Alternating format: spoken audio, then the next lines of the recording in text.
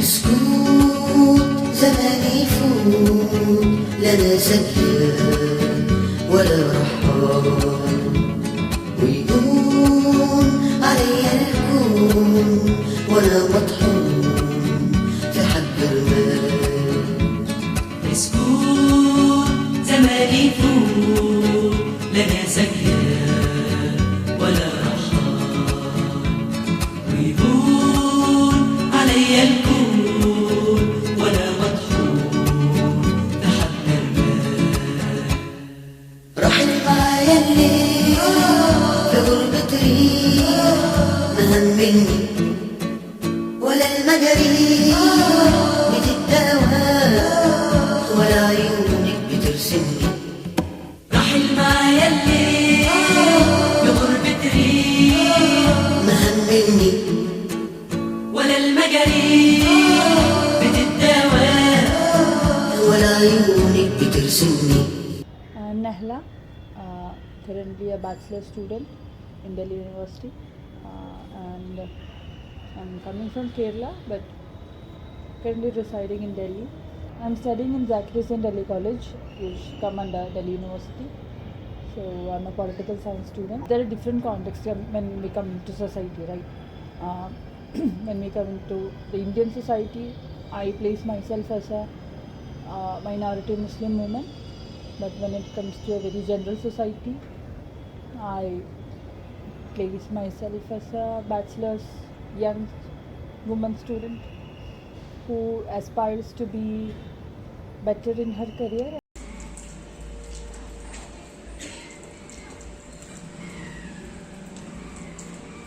Socializing means to interact or to communicate with the people around you and to adapt their culture around you and the tradition around you and everything. The Delhi culture is very, very strange for me. It's not a culture where I would be comfortable with. Since Delhi is has a very diverse crowd, you can see people from different culture, and sometimes there are cases where we feel insecure about ourselves. We feel that we may not be included. I was always insecure if whatever I see or whatever ideas I have, be it in class or college or in any circle in college, in our university, I was always insecure whether my ideas or my thoughts would be validated. Would that be a good idea? Like, I feel every people or every students, the whole university community around me as superior than me, because coming from a very normal family back in Kerala, studying in normal state syllabus, and coming here who come from a very academically privileged background. The students around me, my friends around me, come from a very academically privileged background. So I always thought that their intellectuals was not equal to me, or my intellectuals was not equal to them. So that made me hard to socialize. But when I found my own community, when I gradually realized that okay, I have this and this potential, and I'm okay if even though if I don't come from a academically privileged background like them, it's fine, because I have done whatever I can, and you don't need to be insecure because no one is superior and inferior. Everyone are equal. Like, to realize this thing, it made me almost 1.5 years to get that confidence.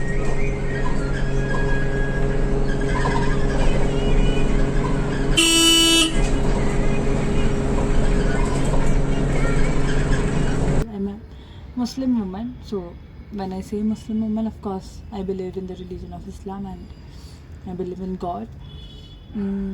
We always have that inner feeling God is always there for us. When we meant always, it's always, right? Leaving all my families and my friends and my comfort space and my culture, living all these things and coming to Delhi was a big decision for me. So when I came to Delhi, initially just like any other outstation student face when they come to Delhi, I also faced a sense of loneliness. There were no people initially for me to rely on, for me to be emotionally dependent on. So what I understood was that humans become more spiritual when they are alone.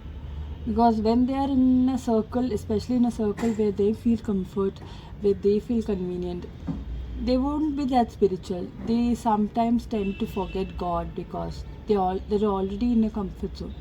But when humans feel alone, humans are lonely, uh, they become more spiritual. Just like I became spiritual, I realized that relying on God or relying on Allah won't make us hopeless. Or when we rely on a person, at some point that person will have some conflict and that person will go, we'd have some relationship issues with that person and they'll go. But when we rely on Allah, we don't have that hopelessness, or we always have that hope only. We always have that optimistic view of that one day all my problems will be solved by Allah, or whatever problems I have, there is a reason for that, or Allah gave me those problems for a reason. So this thought process where everything would be fine and whatever is happening for me right now is for my good, this concept of my spirituality, this concept of God always keep me moving, always give me that optimistic view of life.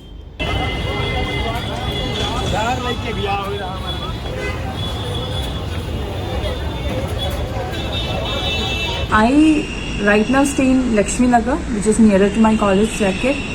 So in Lakshmi Nagar, we have very less non-veg spots and everything, but we do have good places here.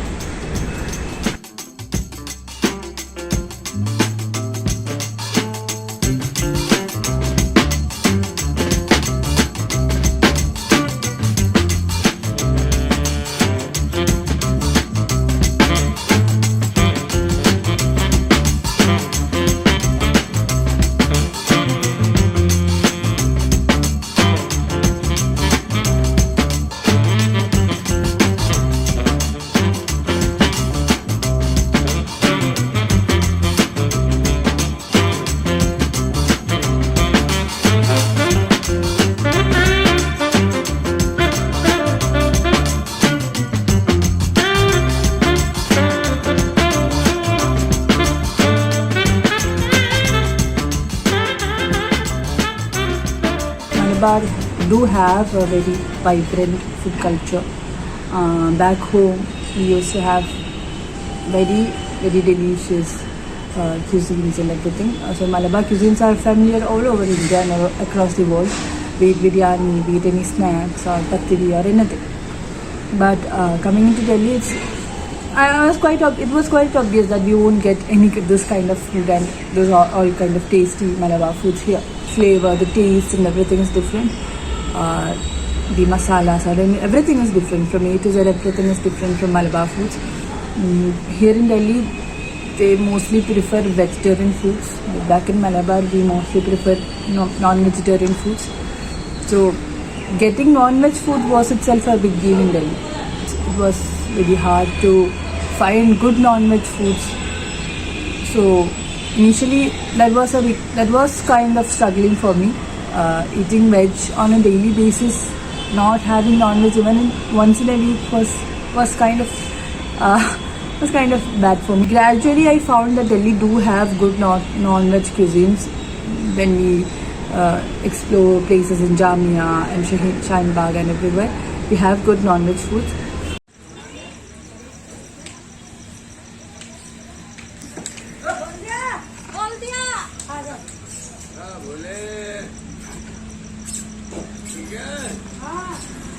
I studied in Zakir College.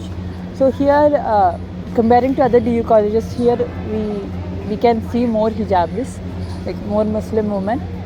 So I don't actually feel that complete alienation where I feel like I came from out of nowhere. I don't feel that thing. I feel a kind of inclusivity because I have similar hijabi women, and moreover, I have people who actually accept. Who don't judge. I have people who accept me as a hijabi woman. Unless I actually start speaking about religion or start speaking about politics.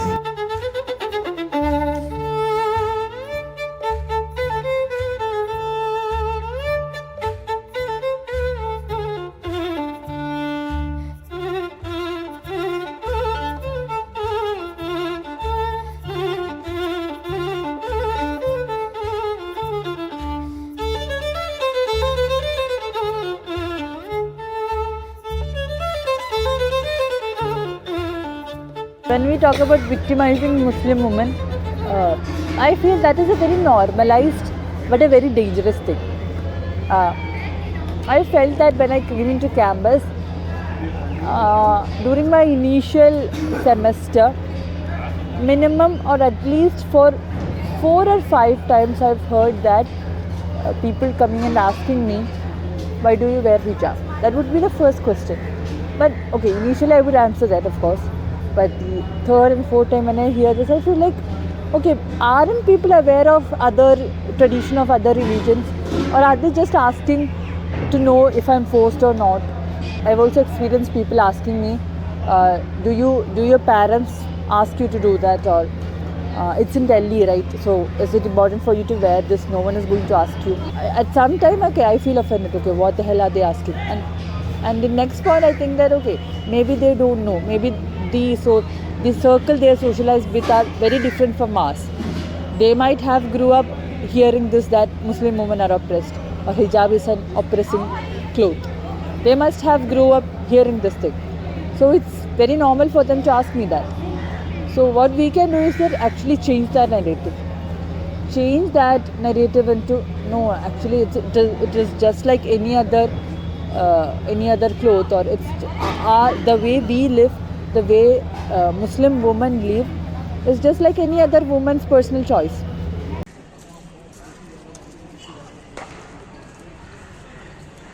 It's a very competitive atmosphere here. Everyone around you is studious, everyone around you is preparing for some or other entrance examination or competitive examination. Here, getting an appreciation or validating us by teachers or by students is very rare. We can say it's almost no.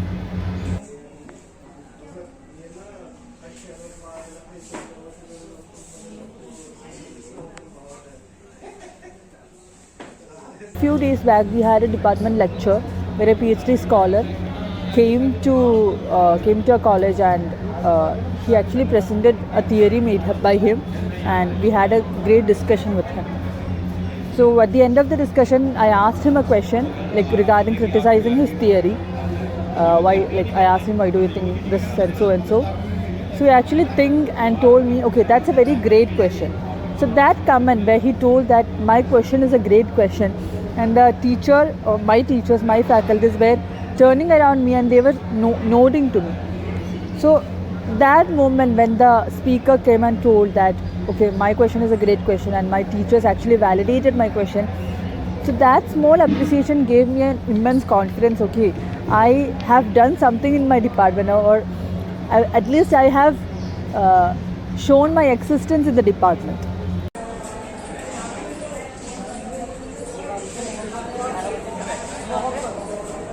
The time where I felt that Delhi has something related to me or something close to me is the point where I was part of a social organization, where I found my own community, where I found a relatable community, to be specific, where people around me had similar problems or similar perspectives that I have. And so such organization outside college actually give me a sense of confidence and give me a sense of feeling that inclusivity makes me survive in Delhi, where I don't feel left out in this metropolitan city.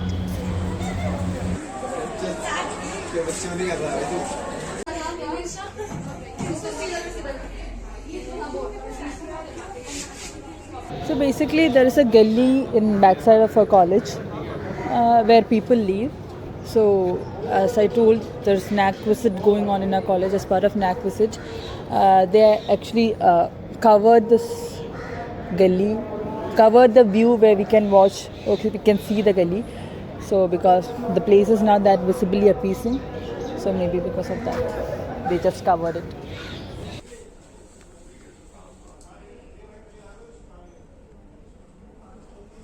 Particularly people from the south or northeastern states. So the representation of students from these regions are very low. So when they come into a class, of course they feel excluded, they feel alienated, because in the first case they might not know Hindi. In the second case, they can't see people who is relatable to them. They can't see people who can address their issues. There are certain teachers who actually have a certain biasness towards a particular religion or community or anything, or towards at least a political ideology, to be specific. While teaching or something, when we have certain opinions, when we have to say certain opinions or our ideas or our perspective, teachers or certain faculties are very hesitant to listen to our problems, listen to our ideas. They always have a particular ideology or a particular perspective towards a thing, and they need all the students of that particular class to accept that ideology or that perspective. So if someone speaks out of that perspective, they feel offended, of course. So throughout that semester, that teacher might have a kind of discrimination towards us, but not explicitly, not directly. No one have made a statement on my face. They haven't told anything. But there are professors who make such discriminatory statements against students. Actually, explicitly, there are professors who show explicit discrimination towards students that we can't deny at any cost.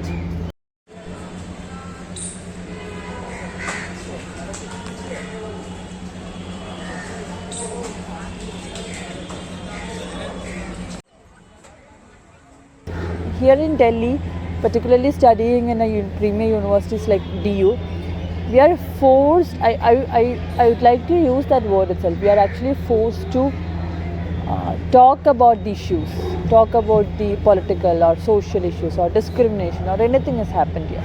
My home in Malabar, it's very safe for me as a Muslim hijabi woman, it's safe to live in Malabar. Not saying is a luxury.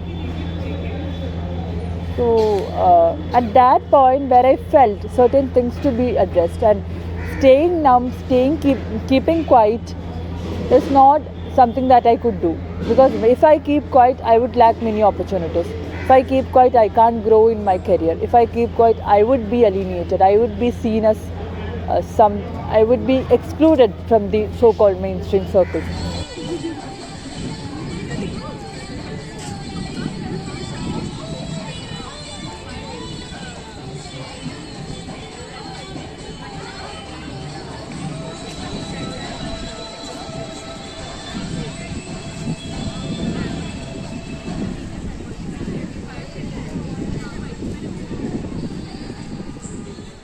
To come out of my comfort zone. So initially it was very tough, be it like living in a flat, doing my things all alone without my parents' help, support and everything, from cooking to studying to cleaning or from buying groceries, everything. That's a very basic thing. Until when I come to college, engaging with students, engaging with different different people from different culture, and talking about politics. Initially I didn't prefer to speak about this.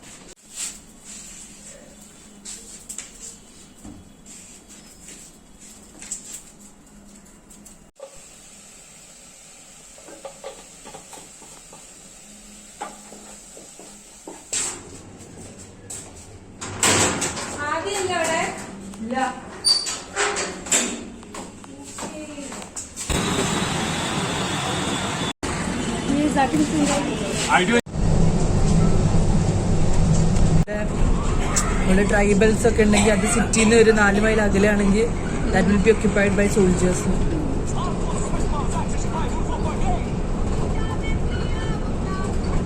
I keep saying an issue happen, I speak against it, and another issue happen, I speak against it, and at some point I feel like I'm in a loop where there is a never-ending things to this, and at times I think that okay, we should start thinking about this. Like it's okay.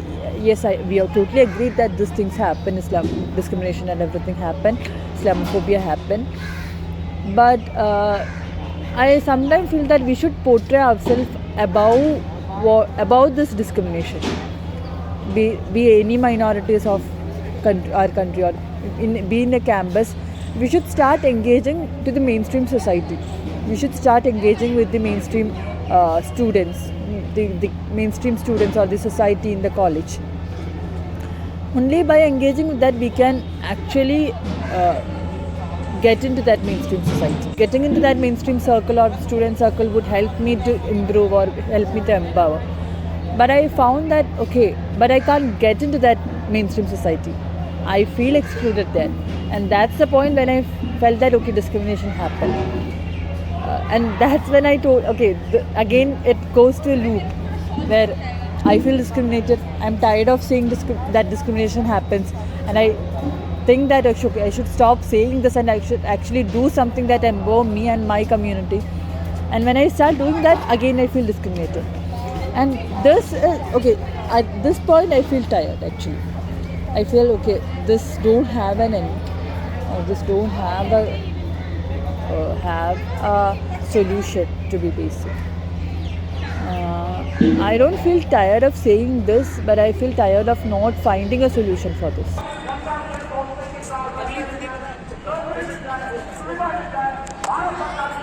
Both my academical and non-academical ways really have changed me. Considering my academics, of course, I came into DU. I am studying in a very well-known college in DU. I'm getting exposure from different faculties of different faculties who graduated from different premier universities. I'm getting exposure from different cultures. So academically, I've got a sense of empowerment, and I would say more than academical, I can feel a sense of personal growth in me. I always had a dream of doing something, writing an article or whatever it is, writing, speaking or anything. I was a person who was interested in public speaking, but I hadn't that opportunity to. I would say yes, I hadn't that opportunity back in my hometown. But when I came to Delhi, I had that opportunity. I had a circle, I had a community, I had places to go and to explore my interests and everything. Back then I wasn't that politically aware of many things. I just had awareness of what we see in newspapers or somewhere in mainstream news media. But after when I came here, I actually started to read many books which has very different political views, which actually shaped my ideologies and my perspective of the world. My way of communication have changed. My method of keeping connections have changed. After 2 years, I can feel that I'm very convenient with speaking to new people. I'm very comfortable with meeting new people, because I'm very exposed to that. I have become a more social person.